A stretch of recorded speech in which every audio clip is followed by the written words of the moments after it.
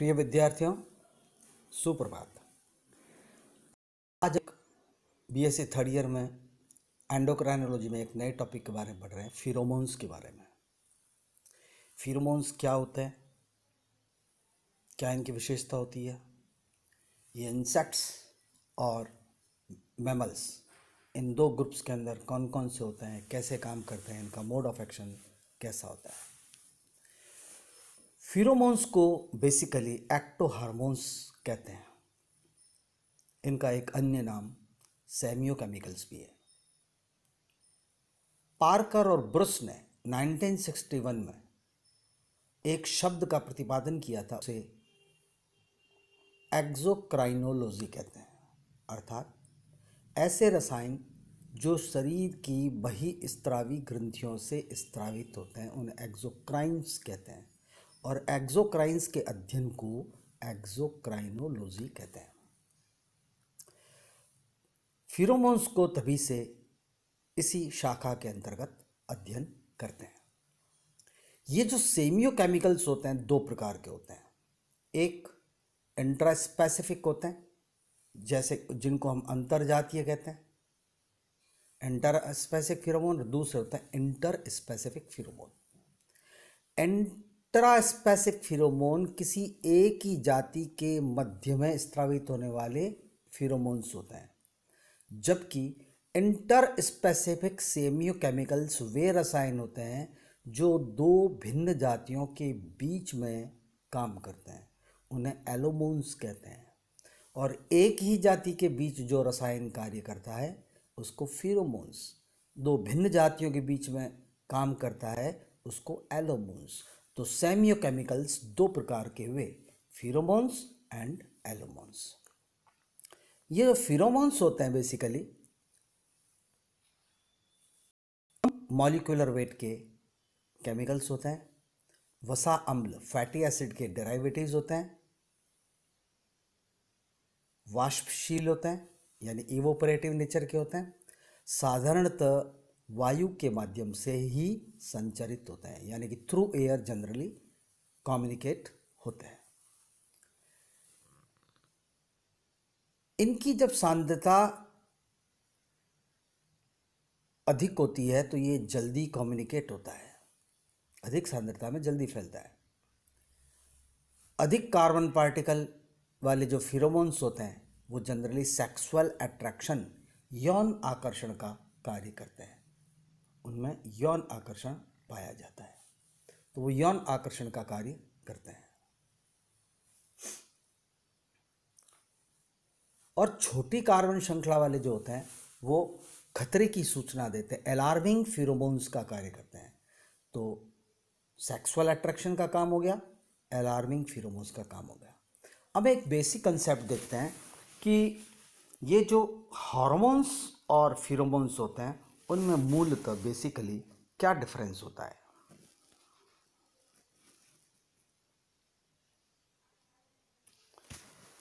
Hormones endocrine product है, अर्थात अंतःस्त्रावी ग्रंथियों के द्वारा स्त्रावित होने वाले रसायन होते हैं, जबकि फिरोमोन्स जो होते हैं एक्सोक्राइन प्रोडक्ट होते हैं, बहिस्त्रावी ग्रंथियों के द्वारा स्त्रावित होने वाले रसायन होते हैं। दूसरा, एंडोक्राइन हार्मोन्स का काम विद इन बॉडी, शरीर के अंदर होता है, जबकि फिरोमोन्स का एक्शन विद इन कॉलोनी और कम्युनिकेशन, यानी कि ये कॉलोनी जो एनिमल्स की होती है उनके बीच में काम करते हैं। हार्मोन कोई स्पीसीज स्पेसिफिक नहीं होते, जैसे वृद्धि हार्मोन, जहाँ भी अंतःस्त्रावी ग्रंथि में वृद्धि हार्मोन स्रावित होता है उनका काम जंतु के शरीर की वृद्धि करना होता है। फिरोमोन्स का काम स्पेसिफिक होते हैं, यानी कि जिन स्पीसीज में ये सीक्रेट होते हैं उन्हीं में काम करेंगे। कोई भी एक फिरोमोन विद इन स्पीसीज जो सीक्रेट होता है वो दूसरे स्पीसीज पे प्रभावी नहीं होता है। चौथा इसका फर्क हुआ कि एंडोक्राइन हार्मोन रक्त में स्त्रावित होते हैं, जबकि फिरोमोन्स एनवायरनमेंट में स्त्रावित होते हैं। तो स्त्रावण का स्थान दोनों के अंदर अलग अलग हुआ।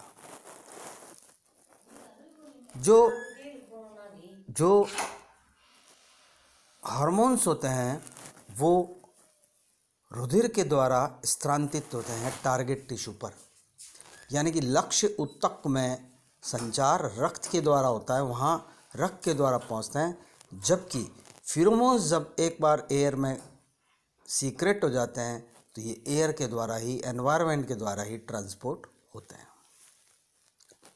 अब mode of action of pheromone, कि फेरोमोन कैसे काम करते हैं।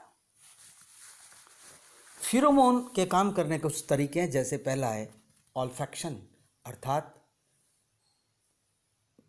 कीटों की बहुत सारी कॉलोनियों में, जंतुओं में ये सूंघने पर ही अपना प्रभाव उत्पन्न डालते हैं, अर्थात ऑल्फैक्शन एक बहुत बड़ा कॉज होता है। जैसे ही नाक के थ्रू सूंघते हैं एनिमल्स, उनके अंदर ये असर करना शुरू कर देते हैं।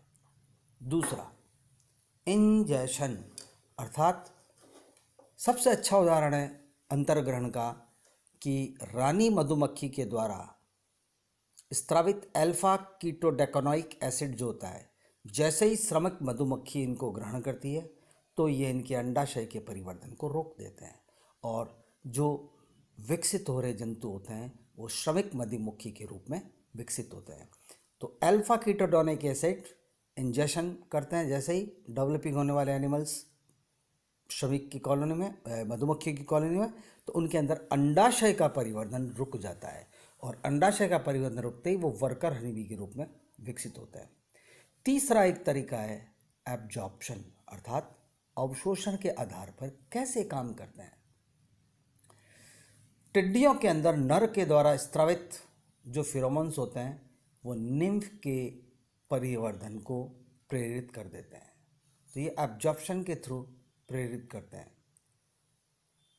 ठीक इसी प्रकार मकड़ी के अंदर ल्यूकोसिड नाम का स्त्रावित पदार्थ इसके ड्यूफोर ग्रंथियों के द्वारा स्त्रावित होते हैं, और मादा की त्वचा के द्वारा अवशोषित होकर लैंगिक क्रिया को प्रभावित कर देते हैं।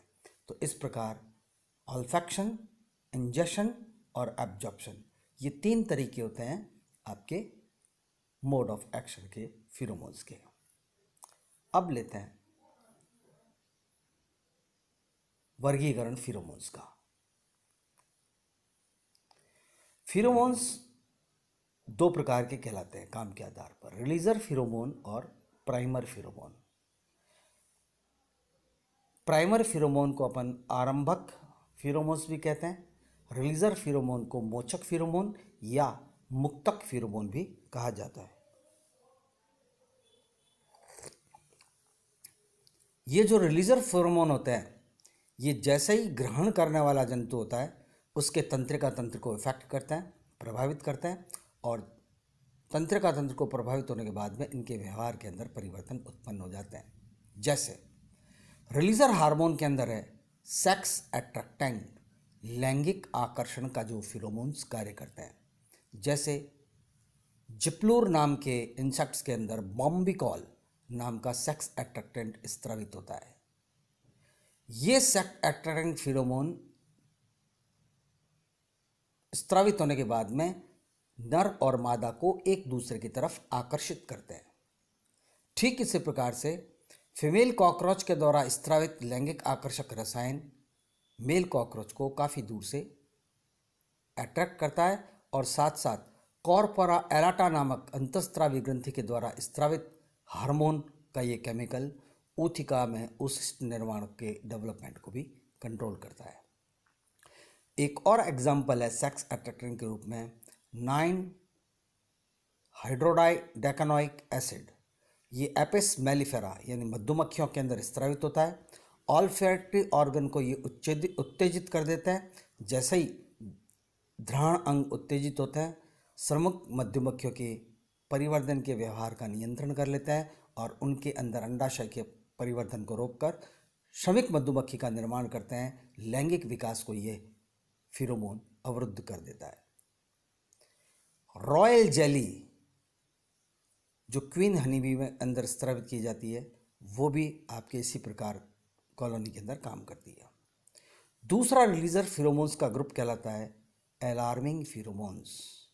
अलार्मिंग फेरोमोन्स यानी चेतावनी देने वाले फिरोमोन्स जो विद इन स्पीसीज किसी खतरे के समय स्रावित होते हैं और इनको ग्रहण करते ही जंतु समझ जाते हैं कि कोई खतरा है और वे अपनी सुरक्षा कर लेते हैं। जैसे चींटियों में 4 प्रकार के अलार्मिंग फिरोमोन्स ड्यूफोर ग्रंथि के द्वारा स्रावित होते हैं, जिनको डेंड्रोलेसिन, सिट्रॉल, सिट्रोनैंडियोल और हिप्टेनॉन कहते हैं। और एक और तीसरा ग्रुप रिलीजर का कहलाता है एग्रेसिव फिरोमोन, आक्रमणीय फिरोमोन्स। ये वे रसायन होते हैं जो कुछ इंसेक्ट्स में स्रावित होते हैं और ये स्रावित होने के बाद आक्रामक व्यवहार जंतु का हो जाता है, जो सुरक्षा के लिए या अपने कॉलोनी के जंतुओं को बचाने के लिए होता है। दूसरा समूह फिरोमोन्स का है प्राइमर फिरोमोन्स।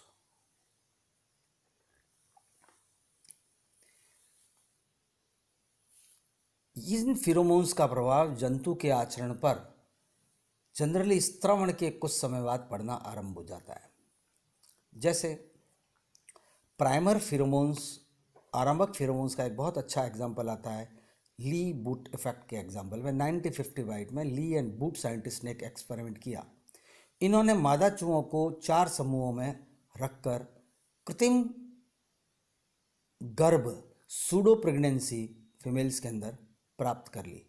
मादा चूहों को एक साथ रखने पर ईस्ट्रस साइकिल इरेगुलर हो जाता है और नर की गंध से ईस्ट्रस साइकिल इरेगुलर हो जाता है, इसलिए उनके अंदर सूडो प्रेगनेंसी डेवलप हो जाती है, जबकि वास्तविक प्रेगनेंसी उपस्थित होती ही नहीं है। फीमेल डॉग के द्वारा स्रावित पदार्थ हमेशा नर डॉग को, मेल डॉग को आकर्षित करती है। ठीक इसी प्रकार से कुछ और प्राइमर की तरह काम करने वाले मादा भेड़ों और बकरों के अंदर ईस्ट्रस साइकिल व ओव्यूलेशन को फिरोमोन्स जो नर के द्वारा उत्पन्न होते हैं वो प्रभावित करते हैं। तब फीमेल्स के अंदर जो ओव्यूलेशन की प्रोसेस होती है जनरली देखी गई है। अब आता है पथ संकेतक, trial substances of insect. Insects के अंदर ये ट्रायल सब्सटेंस के रूप में भी काम करते हैं। चींटियों में विशिष्ट गंधयुक्त रसायन उनकी देह पर उपस्थित ड्यूफोर ग्रंथि के द्वारा स्रावित होती है। ये पदार्थ सहश्रमिक द्वारा खोजे गए भोज्य पदार्थ या नेस्ट को खोजने में सहायक का कार्य करते हैं। मृत चींटी के ड्यूफोर ग्लैंड्स के स्राव से चींटियां कतार बना लेती है और भोजन का स्रोत होता है वहाँ तक पहुँचती है और चींटियां हमको एक लाइन में चलती हुई प्रतीत होती है, जैसे कि वो डिसिप्लिन्ड हो। लेकिन चींटियों का ये जो डिसिप्लिन्ड बिहेवियर होता है ये फिरोमोन्स के लिए होता है, भोजन की खोज के लिए होता है, भोजन के स्थान पर पहुंचने के लिए होता है। मधुमक्खियों में भी फूलों से जो मकरंद इकट्ठा करते समय फूलों पर, पत्थरों पर स्त्रवण कर देती है कुछ केमिकल्स और अन्य सदस्य उन्हीं केमिकल्स को सूंघकर उन फूलों में मकरंद के लिए पहुंच जाते हैं। तो इस प्रकार ये पथ संकेतक के फिरोमोन्स काम करते हैं। ब्रॉडबेंट नाम के साइंटिस्ट ने 1951 में एफिड्स की वैक्स ग्लैंड से ट्राइग्लिसराइड्स हेक्साडेकोनाइक केमिकल का स्त्रवण खोजा और ये भी सचेतक पदार्थ के रूप में स्रावित होता है। हार्मोन्स का जो फिरोमोन्स का जो मैकेनिज्म होता है वो स्रावित होने के बाद में सेंट्रल नर्वस सिस्टम को स्टिमुलेट करता है। सेंट्रल नर्वस सिस्टम को स्टिमुलेट करने के बाद में या तो एंडोक्राइन ग्लैंड्स और उसके अंदर मेटाबॉलिक एक्टिविटी, उपापचय गतिविधियों को प्रभावित करता है और एंडोक्राइन और उपापचय गतिविधियों को प्रभावित करने के बाद में सेंट्रल नर्वस सिस्टम को उद्दीपित कर देता है। इससे आवश्यक क्रिया होने लगती है। या मोड ऑफ एक्शन के अंदर ये बिहेवियर को परिवर्तित करते हैं और ये व्यवहार का परिवर्तन सेंट्रल नर्वस सिस्टम को स्टिमुलेट कर देता है।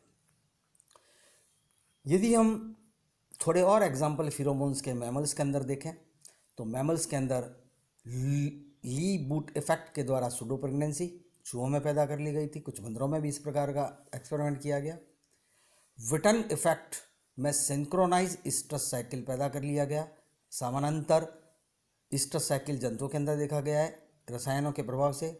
कई मैमल्स में एनल ग्लैंड्स जो गुद ग्रंथि होती है वो जनरली केमिकल्स सीक्रेट करती है और इसके द्वारा ये जो सीक्रेशन होता है वो लैंगिक आकर्षक का काम करता है, नर मादा को आपस में आकर्षित करते हैं, जिससे कि उनके अंदर कॉपुलेशन की प्रक्रिया होती है।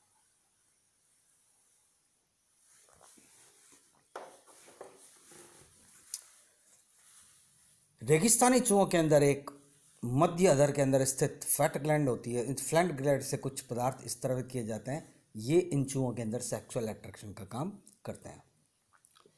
माइकल बॉन्सिल और वार्नर ने 1974 में खोजा कि फीमेल के वेजाइना से propionic acid, methyl propionic acid, methyl butanoic acid, methyl pentanoic acid जैसे पदार्थ सीक्रेट करके पृथक किए। ये वास्तव में फिरोमोन्स ही हैं फीमेल की वेजाइना में। मनुष्य के मेल में कंठ से, मैमरी ग्लैंड से, होठों के चारों तरफ स्रावित ग्रंथियों से, पेरियानल ग्लैंड से, आई जो होती है उनसे, और इंग्विनल ग्लैंड से फिरोमोन्स का स्रावण होता है। ये सेक्सुअल अट्रैक्टेंट से रूप में भी काम करते हैं। कुछ वैज्ञानिकों ने रीसस बंदर के वेजाइना में एक कोपोलिन नाम का पदार्थ पाया। ये नर को मैथुन क्रिया के लिए अट्रैक्ट करता है। इस प्रकार मैमल्स में भी सेक्स अट्रैक्टेंट्स जो एक्सोक्राइन ग्लैंड के द्वारा स्रावित होते हैं, फिरोमोन्स काफ़ी खोजे गए हैं। यदि हम फिरोमोन्स के कार्य देखें, यूज़ ऑफ फिरोमोन्स, तो कृत्रिम फिरोमोन्स का छिड़काव कर फसलों से हानि पहुंचाने वाले कीटों को ट्रैप किया जा सकता है या उनको पॉइजन देके मारा जा सकता है। इस प्रकार पेस्टिसाइड के रूप में भी फिरोमोन्स को काम में लिया जा सकता है। अलग अलग स्थानों पर जाति के जीवों की गणना फिरोमोन्स पे की जा सकती है। फिरोमोन्स में चूँकि कुछ रसायन ऐसे होते हैं जो फीमेल के द्वारा स्रावित होते हैं और उससे केवल नर अट्रैक्ट होते हैं, तो पॉपुलेशन कंट्रोल करके नरों को इकट्ठा करके फिरोमोन्स को मारा जा सकता है। मनुष्य के कपड़ों की गंध जो होती है वो फिरोमोन्स के द्वारा ही कुत्ते पहचान लेते हैं और इस प्रकार कुत्ते अपराधी को पकड़ने में सहायता करते हैं।